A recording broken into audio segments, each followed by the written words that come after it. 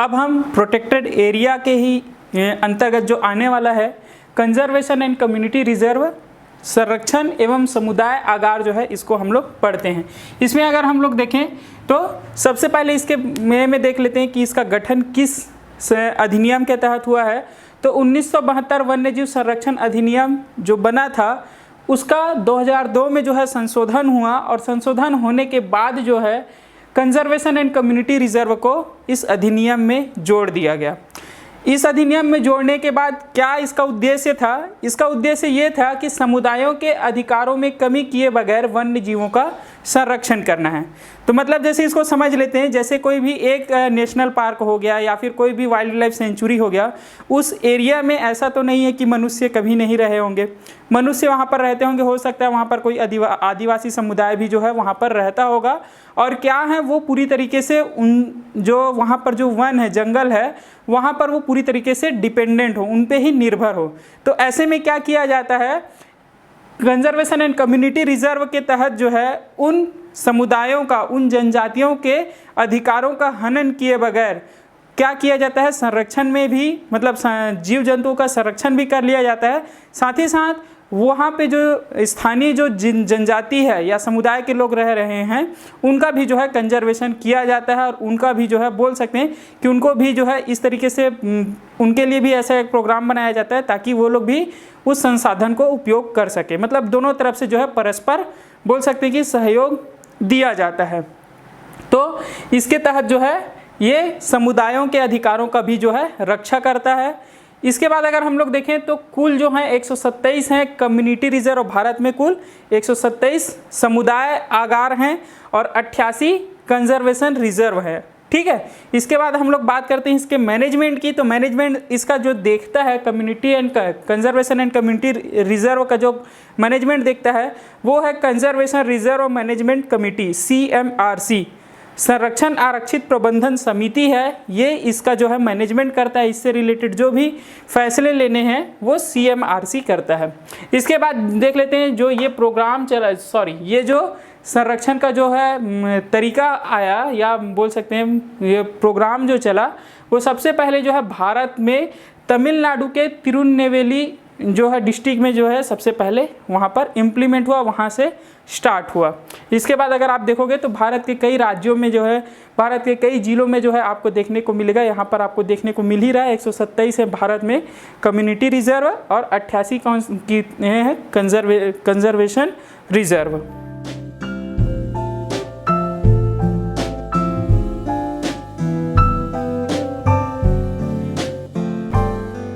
अब हम देख लेते हैं यहाँ पर मराइन प्रोटेक्टेड एरिया या फिर MPA। इसके तहत क्या किया जाता है, समुद्री तट का जो है संरक्षण किया जाता है। अगर इस प्रोजेक्ट का अगर हम लोग देखें, प्लानिंग देखें तो इसको जो है 3 वर्गों में बांटा गया है। इस संरक्षण प्लान के तहत जो है 3 अलग अलग वर्गों में जो है समुद्र और समुद्र तट का जो है संरक्षण किया जाता है। इसी को एक एक करके हम लोग देख लेते हैं। सबसे पहला अगर वर्ग 1 देखें हम, तो वर्ग 1 के तहत जो है जितने भी नेशनल पार्क हैं, ठीक है, नेशनल पार्क हैं, सेंचुरीज हैं, मैंग्रोव्स हैं, इंटरटाइडल रीजन्स हैं, कोरल रीफ्स हैं और सी ग्रास बेड है, एस्चुअरीज है, लेगून्स हैं, अगर ऐसे आ रहे हैं या फिर बोले नेशनल पार्क है, सेंचुरीज है, अगर इन क्षेत्रों में जो है समुद्र तटीय क्षेत्र अगर आ रहा है, मैंग्रोव आ रहे हैं, इंटरटाइडल अंतर्ज्वारी जो क्षेत्र है, कोरल रीफ है, सी ग्रास बेड है, अगर ये क्षेत्र आ रहे हैं तो इसको वर्ग 1 के तहत जो है प्रोटेक्शन किया जाता है। किसमें, मराइन प्रोटेक्टेड एरिया के तहत। ठीक है, इसके बाद वर्ग 2 में अगर हम लोग देखें तो वर्ग 2 में जो है ये जितने भी आप देख रहे हो ये देश के भीतर और देश के कुछ तटीय क्षेत्रों में जो है आपको देखने को मिलेगा, भूभाग में मेनली अगर आप बात करेंगे तो भूभाग में। लेकिन वर्ग 2 वाला अगर आप देखें तो यहाँ पर द्वीपों के समुद्री परितंत्र के कुल भाग, मतलब कि आइलैंड है, अपने इंडिया के पास तो केवल 2 ही आइलैंड है, अंडमान निकोबार जो आपके बंगाल की खाड़ी में है, और दूसरा अगर हम लोग देखें तो लक्षद्वीप जो है वो अरब सागर में जो है स्थित है। तो उनके कुल परितंत्र का जो संरक्षण संवर्धन किया जाता है वो वर्ग 2 के तहत जो है किया जाता है मराइन प्रोटेक्टेड एरिया प्रोग्राम के तहत। इसके बाद वर्ग 3 अगर हम लोग बात करें तो वर्ग 3 जो है ये क्या करता है, समुद्र के जलीय भाग से संलग्न जो बोला जाता है रेतीला जमीन है, जहाँ पर रेत पाया जाता है, समुद्र से संलग्न जो होता है, इसी को ही सैंडी बीच बोल रहे हैं। तो उन क्षेत्रों का जो है प्रोटेक्शन किया जाता है, तो इसको वर्ग 3 में रखा जाता है। अगर हम लोग इसको देखें पूरी तरीके से, अगर हम इसको समझने की कोशिश करें तो भारत में जो है कुल 131 राष्ट्रीय उद्यान एवं अभ्यारण्य को मराइन प्रोटेक्टेड एरिया के तहत जो है शामिल किया गया है। कितना? 131। इसके बाद अगर हम लोग देखें तो इस 131 में से जो 25 हैं वो वर्ग 1 के तहत आते हैं। वर्ग 1 में क्या है आपका, नेशनल पार्क है, सेंचुरीज है, मैंग्रोव है, इंटरटाइडल रीजन है, ये सब जो है आपके 25 जो हैं वो किस में आते हैं, वर्ग 1 के तहत आते हैं। और वही अगर आप बात करें बचे हुए 106 की बात करें तो 106 जो है वो कहाँ पर आता है, वर्ग 2 एवं वर्ग 3 में। वर्ग 2 और वर्ग 3 में अगर हम लोग देखें तो इसमें से भी 106 में से जो है 105 अकेले कहाँ पर है, अंडमान निकोबार द्वीप समूह में है, और केवल एक है कहाँ का, लक्षद्वीप का। कौन सा है, वो है पिट्टी अभयारण्य जो है वहाँ पर आपको देखने को मिलेगा। ये किस में आता है, मराइन प्रोटेक्टेड एरिया में आता है। इसके बाद जो है सबसे पहले अगर हम लोग देखें तो कच्छ की खाड़ी, जो कच्छ का रण है, वहाँ पर जो अभयारण्य है जो जामनगर गुजरात में आता है, वो सबसे पहला समुद्री राष्ट्रीय पार्क जो है घोषित हुआ था। कच्छ की खाड़ी जो गुजरात जामनगर में है, ये मैराइन प्रोटेक्टेड एरिया के बारे में हुआ।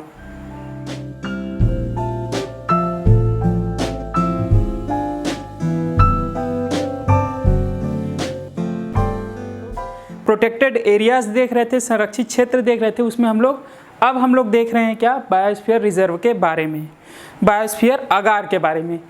इसके बारे में हम लोग चलिए बात करते हैं। बात करें तो इसका जो गठन हुआ है 1971 में यूनेस्को का जो है अंतर्राष्ट्रीय वैधानिक कार्यक्रम जो है हुआ। इसके तहत जो है वैधानिक कार्यक्रम के तहत जो है क्या गठन हुआ, मानव एवं जैवमंडल, मैन एंड बायोस्फीयर प्रोग्राम का जो है क्या हुआ, बोल सकते हैं स्टार्ट हुआ। और इसके तहत एक अवधारणा रखा गया 1971 में ही कि कुछ ऐसा प्रोटेक्टेड एरिया भी होना चाहिए जहां पर आप जो है जीवों को, वन्य जीवों को और उनके प्राकृतिक आवासों का जो है क्या किया जा सके, सुरक्षा प्रदान किया जा सके। साथ ही साथ ये यूनेस्को अगर देखा जाए तो ये एजुकेशनल पर्पसेस के लिए, साइंटिफिक पर्पसेस के लिए जो है ये काम करता है। तो ये एक ऐसा रिजर्व बनाना चाहता था, प्रोटेक्टेड एरिया बनाना चाहता था जिसमें जो है एजुकेशन पर्पस से भी, साइंटिफिक पर्पस से भी जो है वो काम आ सके। तो इसके तहत जो है मैब प्रोग्राम का स्टार्टिंग हुआ। कौन स्टार्ट किया है, तो ये यूनेस्को ने किया है। तो इसके तहत जो है देखा गया 1971 में जो है प्लानिंग बना, अवधारणा हुआ, और इसका जो एक्चुअल काम करना जो स्टार्ट हुआ है वो 1976 में स्टार्ट हुआ। मतलब कि ऐसे ही बनाने का जो स्टार्टिंग है बोल सकते हैं हम लोग, तो वो अवधारणा का जो विकास है 1976 से हुआ। इसके बाद अगर हम लोग देखें तो 1979 में जो है आपका 1979 में जो है सबसे फर्स्ट बायोस्फीयर रिजर्व जो है वो बनाया गया। इसके बाद अगर हम लोग डाटा देखें तो विश्व में जो है अब तक कुल 701 बायोस्फीयर रिजर्व हैं, जो पूरी तरीके से अगर देखा जाए तो विश्व भर के 124 देशों में बोल सकते हैं फैला हुआ है। इसके बाद अगर हम लोग देखें तो इन 701 में से जो है 18 जो हैं वो भारत में हैं। और इसमें भी हम लोग देखें तो यूनेस्को ने एक प्रोग्राम चलाया है जिसको बोलते हैं world network of biosphere reserve, world network of biosphere reserve, VNBR। इसके तहत जो है इन 18 में से 11 जो हैं, 11 जो बायोस्फीयर रिजर्व हैं भारत के, उनको शामिल किया गया है। किनके तहत, world network of biosphere reserve area में शामिल किया गया है। मतलब कि इनका जो बोल सकते हैं संचालन जो है, इनसे मैनेजमेंट है, इनमें जो साइंटिफिक एक्टिविटीज़ होती है और यहाँ पर जो भी आप अध्यापन का काम कर रहे हैं, वैज्ञानिक गतिविधि कर रहे हैं, उनको पूरे विश्व के सभी लोगों के साथ जो है साझा किया जाता है। ये आगे चल के हम इनके फंक्शन के बारे में भी देखेंगे, तब मैं आप लोग को डिटेल से बताऊँगा। चलिए फिर इसके बाद जो हम लोग देखते हैं तो इस नेटवर्क में, WNBR के नेटवर्क में अभी जो शामिल हुआ है नवीनतम, अगर हम लोग देखें 11वां नंबर का जो शामिल हुआ है वो है कंचनजंगा। ये अगर देखें तो ये 2018 में शामिल हुआ है। इसका निर्माण जो है भारत में सन 2000 में हुआ था, लेकिन ये WNBR जो नेटवर्क है इसमें यूनेस्को के उसमें 2018 में शामिल हुआ। इसके बाद देखते हैं कि बायोस्फीयर रिजर्व का जो घोषणा है, उस क्षेत्र का जो घोषणा है वो केंद्र सरकार करता है। ये यूनेस्को ने ऐसा पावर दिया हुआ है कि जिस भी क्षेत्र में आ रहा है, जिस देश के सीमा में आ रहा है, तो वो उस देश का ही बोल सकते हैं सरकार जो है इसके बारे में फैसले करेगी, और उसका जो मैनेजमेंट है वो पूरी तरीके से केंद्र सरकार ही, उस देश का ही केंद्रीय सरकार ही जो है वो देख रेख करेगा। इसके बाद देखते हैं हम लोग कि इस जैवमंडल के कार्य क्या क्या हैं। तो जैवमंडल का एक आप कार्य तो देख ही रहे हो कि ये कंजर्वेशन, संरक्षण तो है ही। क्यों? क्योंकि ये देखा जाए तो कंजर्वेशन एक प्लान ही है, कंजर्वेशन एरिया के तहत ही जो है इसको डेवलप किया गया है। दूसरा यहाँ पर देखते हैं हम लोग, दूसरा इसका फंक्शन देख रहे हैं लॉजिस्टिक। ये लॉजिस्टिक का मतलब यही है कि यहाँ पर जो है क्या किया जाता है, आपके एजुकेशनल पर्पसेस हो गए, साथ ही साथ जितने भी साइंटिफिक एक्टिविटीज़ हो गई इनको भी जो है यहाँ पर किया जा सके।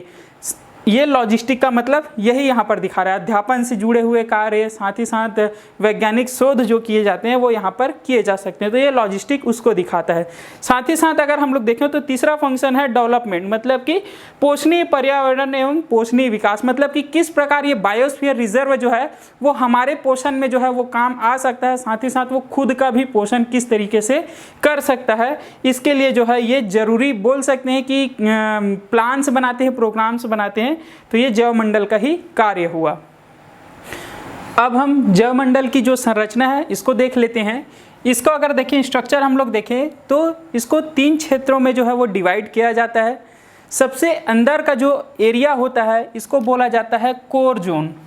कोर जोन में अगर देखा जाए तो यहाँ पर जो है किसी भी प्रकार की मानवीय गतिविधियों का जो है प्रतिबंध होता है। कोई भी वहाँ पर जो है मानव जो है वहाँ पर बोल सकते हैं कि बिना परमिशन के जो है वहाँ पर एंट्री नहीं ले सकता। इसीलिए यहाँ पर देखोगे आपको लिखा हुआ देखने को मिल रहा है एम, मतलब फिर मॉनिटरिंग, मतलब कि पूरी तरीके से ये जो है निगरानी के अंतर्गत होता है। यहाँ पर किसी भी प्रकार की मानवीय गतिविधि की जो है मनाही होती है, इसको बोल रहे हैं कोर जोन। इसके बाद अगर देखें उसके चारों ओर जो है कुछ क्षेत्रफल तक जो है यहाँ पर कुछ क्षेत्र में जो है एरिया फैला है, इसको बोला जाता है बफर जोन।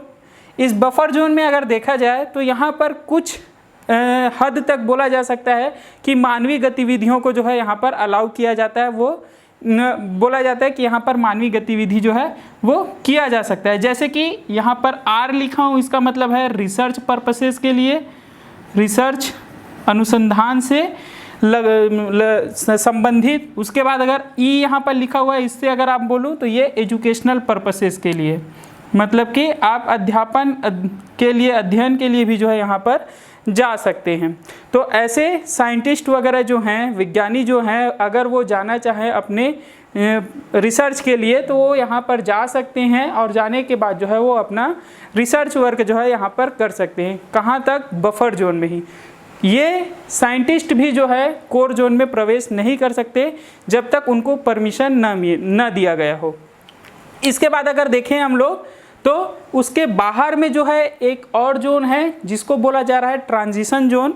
इस ट्रांजिशन जोन में अगर देखा जाए तो मैं आपको शुरुआत में ही बताया था बायोस्फीयर रिजर्व जो है ये मैब प्रोग्राम के तहत जो है गठन हुआ है। इसका मतलब कि मैन एंड बायोस्फीयर ये इस प्रोग्राम के तहत हुआ है। तो मतलब अगर देखा जाए यहाँ पर मानवों का भी जो है इसमें बोला जाए तो इन्वॉल्वमेंट है, आपको देखने को मिलेगा। तो ये जो ट्रांजिशन जोन आपको देखने को मिल रहा है, यहाँ पर समस्त प्रकार की मानवीय गतिविधियाँ जो है वो की जा सकती है। यहाँ पर किसी भी प्रकार की मानवीय गतिविधि के लिए प्रतिबंध नहीं है। इसीलिए यहाँ पर आप देख रहे हैं ये छोटा ब्लू कलर से जो है ऐसा ट्रायंगल बना हुआ है, त्रिभुज बना हुआ है, ये दिखा रहा है कि यहाँ पर मानवीय बस्ती जो है वो बसाई जा सकती है। वहाँ पर जो स्थानीय लोग रहते हैं वो वहाँ पर रह सकते हैं। साथ ही साथ वो वहाँ पर एग्रीकल्चर, ए से यहाँ पर क्या है एग्रीकल्चर मतलब कि खेती कर सकते हैं। साथ ही साथ आप यहाँ पर पर्यटन के लिए भी जा सकते हैं, ट्रैवल कर सकते हैं, इसीलिए यहाँ पर मैं ट्रैवल का पर्यटन यहाँ पर लिख देता हूँ। इसका मतलब है कि इस क्षेत्र में ट्रांजिशन जोन में जो है क्या किया जा सकता है, यहाँ पर पर्यटन भी किया जा सकता है, साथ ही साथ यहाँ पर घर भी बसाया जा सकता है, खेती भी की जा सकती है। इसके अलावा यहाँ पर रिसर्च पर्पस के लिए भी खुला है, एजुकेशनल पर्पस के लिए भी खुला हुआ है, लेकिन यहाँ पर और अगर हम लोग देखें सामान्य इंसान भी यहाँ पर जाकर जो है रह सकता है। तो ये था जैवमंडल का संरचना। इसके बाद अगर हम लोग देखें तो कुछ डाटा देख लेते हैं हम लोग। 1986 में जो है ये बायोस्फीयर रिजर्व जो प्रोग्राम है उसका भारत में स्टार्ट हुआ, इंडिया में स्टार्ट हुआ, और इसके तहत जो अगर देखा जाए नेशनल बायोस्फीयर रिजर्व प्रोग्राम के तहत जो है उस टाइम अगर देखें तो 105 national park, 551 wild life sanctuary, 18 biosphere reserve और 50 टाइगर रिजर्व, 32 एलिफेंट रिजर्व जो है इनका निर्माण हो चुका था। इसके बाद अगर हम लोग देखें तो सबसे पहला जो बायोस्फीयर रिजर्व है वो नीलगिरी है। नीलगिरी बायोस्फीयर रिजर्व ये कौन से राज्यों में है तो देखें हम लोग तो केरल, कर्नाटक, तमिलनाडु राज्यों में जो है ये सम्मिलित है, मतलब कि वो तीनों राज्य जो हैं सम्मिलित हैं। ये नीलगिरी पहाड़ी क्षेत्र का जो क्षेत्र है उसको जो है बायोस्फीयर रिजर्व घोषित किया गया है। कब घोषित किया गया तो ये 1986 में ही जो है घोषित किया गया। ये सबसे पहला है, भारत का सबसे पहला है। इसके बाद अगर हम लोग बात करें तो अभी नवीनतम अगर हम लोग देखें नवीनतम बायोस्फीयर रिजर्व देखें तो वो है पन्ना। कहाँ पर है? मध्य प्रदेश में। ये कब बना है तो ये 2011 में बना है। इससे पहले जो मैं आपको कंचनजंगा बताया था वो 2000 में बना था, लेकिन उसको मैं बोला था सबसे नवीनतम जो world network of biosphere reserve area है, जो पूरे वैश्विक स्तर पर नेटवर्क बना हुआ है, उसमें शामिल हुआ है वो सबसे नवीनतम। लेकिन वो बना कब है तो वो सन 2000 में जो है वो बना है। इसके बाद जो है देख लेते हैं हम लोग सबसे बड़ा अगर बायोस्फीयर रिजर्व भारत में अगर हम लोग बात करें तो वो है कच्छ की खाड़ी। इसका अगर एरिया देखें हम लोग तो 12,454 किलोमीटर स्क्वायर क्षेत्रफल में ये फैला हुआ है। इसके बाद अगर हम लोग देखें तो दूसरे नंबर पर है मन्नार की खाड़ी। ये जो है 10,500 किलोमीटर स्क्वायर क्षेत्र में फैला हुआ है। इसके बाद जो है हम देख लेते हैं यहाँ पर भारत में स्थिति देख लेते हैं, जितने भी बायोस्फीयर रिजर्व है 18 बायोस्फीयर रिजर्व, इनकी स्थिति देख लेते हैं। सबसे पहले अगर हम लोग देखें तो शीत मरुस्थल जो है ये 2009 में स्थापित हुआ था। कहाँ पर? हिमाचल प्रदेश में जो है स्थापित हुआ था। इसके बाद अगर हम लोग देखें तो नंदा देवी 1998 में जो है स्थापित हुआ था। कहाँ पर? उत्तराखंड में। इसके बाद देखें तो कच्छ का रण, ये अगर आप देखें तो ये गुजरात में जो है आपको देखने को मिलेगा, 2008 में स्थापित हुआ है। इसके बाद अगर हम लोग देखें तो पंचमढ़ी जो मध्य प्रदेश में है 1999 में जो है स्थापित हुआ है। साथ ही साथ अगर देखें तो पन्ना, ये 2011 में सबसे नवीनतम अगर देखा जाए तो पन्ना है जो आपका स्थापित हुआ है। इसके बाद अगर हम लोग देखें तो अचानकमार, ये भी मध्य प्रदेश में है, 2005 में स्थापित हुआ है। इसके बाद अगर हम लोग जाएं आंध्र प्रदेश के एरिया में, यहाँ पर देखें कर्नाटक आंध्र प्रदेश एरिया में देखें तो यहाँ पर शेषाचलम जो है ये स्थापित हुआ है 2010 में। इसके बाद नीलगिरी बायोस्फीयर रिजर्व का अगर देखें ये तो ये जो है केरल, कर्नाटक और तमिलनाडु के बॉर्डर में है। ये सबसे बोल सकते हैं पुराना, सबसे पहला जो स्थापित किया गया था 1986 में। इसके बाद देखें अगर हम लोग केरल तमिलनाडु के बाउंड्री में जो है आपको देखने को मिलेगा यहाँ पर अगस्त्यमाला जो है ये 2001 में जो है स्थापित हुआ है और इसे वर्ल्ड बायोस्फीयर रिजर्व के अंतर्गत जो है जो शामिल किया गया है। मतलब ये वर्ल्ड का बोल सकते हैं बायोस्फीयर रिजर्व है। बाकी आप देखोगे तो ये सब भारतीय हैं, लेकिन उसके साथ साथ अगर बोला जाए वैश्विक स्तर पर अगर बोले तो ये अगस्त्यमाला को शामिल किया गया है। इसके बाद अगर हम लोग देखें तो यहाँ पर आपको तमिलनाडु में ही देखने को मिलेगा मन्नार की खाड़ी। कब स्थापित हुआ है तो ये 2010 में स्थापित हुआ है। इसके बाद अगर हम लोग देखें तो उड़ीसा में सिमलीपाल, ये कब स्थापित हुआ तो 1994 में। इसके बाद देखें तो सुंदरबन, ये आपको पश्चिम बंगाल में देखने को मिलेगा और ये कब स्थापित हुआ है तो 1989 में। इसके बाद अगर हम लोग देखें तो यहाँ पर दिवांग जो है वो देखने को मिलेगा। ये कब स्थापित हुआ है? ये कब स्थापित हुआ है तो 1998 में। इसके बाद ये आपको अरुणाचल प्रदेश के क्षेत्र में जो है देखने को मिलेगा। डिब्रू सखोवा अगर इसकी बात करें तो ये असम में है, 1997 में जो है ये क्या हुआ है बना है। इसके बाद अगर हम लोग देखें मानस, मानस की अगर बात करें तो ये 1989 में जो है 1989 में बना है। साथ ही साथ इसके नीचे अगर हम लोग देखें तो नोकरेक मेघालय में जो है देखने को मिल रहा है, 1988 में जो है ये बना है। इसके बाद अगर हम लोग देखें तो यहाँ पर द्वीपीय क्षेत्र में जो है ग्रेट निकोबार 1989 में जो है ये बना है। यहाँ पर अगर हम लोग देखें तो मानस जो है ये असम में है। इसके साथ साथ अगर हम लोग देखें तो सिक्किम में जो है ये कंचनजंगा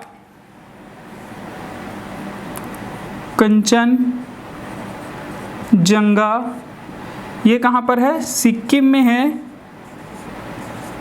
और ये कब बना है अगर इसको देखें तो ये सन 2000 में जो है ये बना है। तो ये जो है आपको देखने को मिला कि भारत में जो 18 बायोस्फीयर रिजर्व है उनका लिस्ट देखने को मिला। इसमें फिर आपको ध्यान देने वाली बात यहाँ पर ये है कि जितनों में भी आपको ये नीले कलर का गोल दिख रहा होगा, जैसे कि यहाँ पर मैं बताते जा रहा हूँ, जैसे उत्तराखंड का नंदा देवी, इसको शामिल किया गया है world network of biosphere reserve area में। इसके साथ साथ पन्ना को भी शामिल किया गया है, जो सबसे अभी नवीनतम अभी बना हुआ है 2011 में जो है बना हुआ है, इसको भी शामिल किया गया है। पंचमढ़ी ये इसको भी मध्य प्रदेश में है, ये भी शामिल है। साथ ही साथ अचानकमार, नीलगिरी, अगस्त्यमाला, मन्नार की खाड़ी, सिमलीपाल, सुंदरबन, नोकरेक ये जो हैं, और साथ ही साथ ग्रेट निकोबार जो है ये भी शामिल है। इसके बाद अगर हम लोग देखें तो ये पूरा का पूरा जो है आपके पास देखने को मिल रहा है क्या जो शामिल हुए हैं। अगर हम लोग यहाँ पर बात करें अगर हम लोग यहाँ पर पन्ना नहीं है, ध्यान देना पन्ना नहीं है, मैंने पन्ना में लगा दिया था, पन्ना नहीं है। यहाँ पर अगर हम लोग देखें तो ये कंचनजंगा है। कंचनजंगा जो है ये 2000 में बना है और ये सबसे नवीनतम जो है शामिल है किसमें, आपके जो world network of biosphere reserve area है, नेटवर्क है यूनेस्को का, उसमें सबसे नवीनतम जो शामिल हुआ है वो कंचनजंगा है। कब शामिल हुआ है तो वो 2018 में। चलिए ये पूरा का पूरा लिस्ट आपके सामने है। अब हम देखते हैं जो बायोस्फीयर रिजर्व है, एक एक बायोस्फीयर रिजर्व को हम देखेंगे, उसके अंतर्गत कौन कौन से नेशनल पार्क या फिर कौन कौन से कौन कौन से वाइल्ड लाइफ सेंचुरी हो गया या फिर कौन कौन से जिले जो हैं वो आते हैं, इसी को हम लोग एक डिटेल से देख लेते हैं। तो सबसे पहले अगर हम लोग बात करें नीलगिरी की, तो नीलगिरी जो है तमिलनाडु, कर्नाटक, केरल तीनों राज्यों के बॉर्डर में आता है। इसमें अगर हम लोग देखें तो तमिलनाडु के मुदुमलाई मुकुर्थी जो वहाँ पर नेशनल पार्क और जो वाइल्ड लाइफ सेंचुरी है उसके अंतर्गत जो है ये आता है। साथ ही साथ कर्नाटक का बांदीपुर नागरहोल, केरल का नीलमपुर, शांत घाटी और सिरुवानी क्षेत्र को जो है घोषित किया गया है कौन सा, नीलगिरी बायोस्फीयर रिजर्व। इसके बाद अगर हम लोग देखें तो नंदा देवी ये हिमाचल प्रदेश में है। हिमाचल प्रदेश में अगर हम लोग देखें उत्तराखंड में है नंदा देवी, और अगर देखें उत्तराखंड के चामोली, पिथौरागढ़, अल्मोड़ा क्षेत्र को जो है क्या घोषित किया गया है, नंदा देवी बायोस्फीयर रिजर्व। इसके बाद देखें हम लोग नोकरेक, तो ये मेघालय के पूर्वी, पश्चिमी और दक्षिणी पहाड़ी क्षेत्र को जो है घोषित किया गया है। इसके बाद अगर हम लोग देखें तो मानस जो कोराझर, बोगाईगांव, बारपेटा, नलबरी, दर्रांग जो असम के क्षेत्र हैं, असम में जो वहाँ पर के जो जिले हैं, साथ ही साथ वहाँ के वन्यजीव अभयारण्य हैं, वहाँ के इन क्षेत्रों को जो है घोषित किया गया है क्या, बायोस्फीयर रिजर्व। इसके बाद अगर हम लोग देखें तो सुंदरवन पश्चिम बंगाल में गंगा एवं ब्रह्मपुत्र नदी के जो डेल्टा क्षेत्र है उनको जो है बायोस्फीयर रिजर्व के अंतर्गत जो है शामिल किया गया है। इसके बाद अगर हम लोग देखें मन्नार की खाड़ी, तो ये तमिलनाडु के रामेश्वरम से कन्याकुमारी जो है, रामेश्वरम आपके उत्तरी छोर को बोल सकते हैं और कन्याकुमारी जो है दक्षिणतम छोर को अगर हम लोग देखें तो इन दोनों छोरों के बीच में जो है क्या किया गया है, मन्नार की खाड़ी बायोस्फीयर रिजर्व घोषित किया गया है। इसके बाद अगर हम लोग देखें तो ग्रेट निकोबार ये द्वीपीय क्षेत्र में है, मतलब अंडमान निकोबार द्वीप क्षेत्र में है, तो उसका अंडमान निकोबार का दक्षिणतम जो द्वीप समूह है उसको जो है बायोस्फीयर रिजर्व के रूप में घोषित किया गया है। वैसे ही अगर हम लोग देखें सिमलीपाल, तो ये मयूरभंज को जो है, मयूरभंज क्षेत्र को जो है ये घोषित किया गया है। वैसे ही अगर हम लोग देखें डिब्रू सैखोवा जो असम में है, ये डिब्रूगढ़ और तिनक सुतिया क्षेत्र को जो है तीन सूखिया क्षेत्र को जो है घोषित किया गया है। दिहांग दिवांग जो अरुणाचल प्रदेश में है, ये सियांग और दिबांग घाटी क्षेत्र को जो है मिलाकर जो है बायोस्फीयर रिजर्व बनाया गया है। वैसे ही अगर बात करें पंचमढ़ी में अगर हम लोग देखें तो बैतूल जिला, होशंगाबाद जिला और छिंदवाड़ा जिला को जो है मध्य प्रदेश के इन तीनों जिलों को मिलाकर जो है पंचमढ़ी बायोस्फीयर रिजर्व बनाया गया है। कंचनजंगा देखें तो ये सिक्किम में जो है, सिक्किम के दक्षिणी भाग को जो है, वहाँ के दक्षिणी क्षेत्र को जो है घोषित किया गया है। वैसे ही अगर देखें तो अगस्त्यमाला जो है तिरुनेवेली कन्याकुमारी, ये तमिलनाडु का क्षेत्र है। अगस्त्यमाला जो है तमिलनाडु और केरल के क्षेत्र में आता है, उसके बाउंड्री में आता है। तो तमिलनाडु के तिरुनेवेली और कन्याकुमारी में है और केरल के तिरुवनंतपुरम और कोल्लम डिस्ट्रिक्ट में जो है ये आता है। वैसे ही अगर बात करें अचानक मार को अगर हम लोग देखें तो ये अनूपपुर जो आपके बोल सकते हैं मध्य प्रदेश में है, डिंडोरी ये भी मध्य प्रदेश में है और मुंगेली जो छत्तीसगढ़ में है, इन तीनों जिलों के क्षेत्रों को जो है मिलाकर बनाया गया है अचानकमार बायोस्फीयर रिजर्व। इसके बाद अगर हम लोग देखें तो कच्छ जो है, कच्छ की खाड़ी ये गुजरात में है। तो यहाँ पर अगर हम लोग देखें तो कच्छ है, राजकोट है और पाटन जिलों को मिलाकर, उनके क्षेत्रों को मिलाकर ही जो है कच्छ बायोस्फीयर रिजर्व बनाया गया है, घोषित किया गया है। इसके बाद देखें शीत मरुस्थल जो हिमाचल प्रदेश में है, ये पीन घाटी, चंद्रताल, सरचू, किब्बा ऐसे ये यहाँ पर के जो वाइल्ड लाइफ सेंचुरीज हैं, इनको जो है घोषित किया गया है शीत मरुस्थल बायोस्फीयर रिजर्व के रूप में। इसके बाद देखें तो शेषाचलम, ये आंध्र प्रदेश के चित्तूर और कडप्पा जिलों में जो है ये उनके क्षेत्र को जो है मिलाकर घोषित किया गया है। और वैसे ही पन्ना देखें तो पन्ना जो है पन्ना जिला, छतरपुर जिला जो है उनको मिलाकर जो है ये घोषित किया गया है।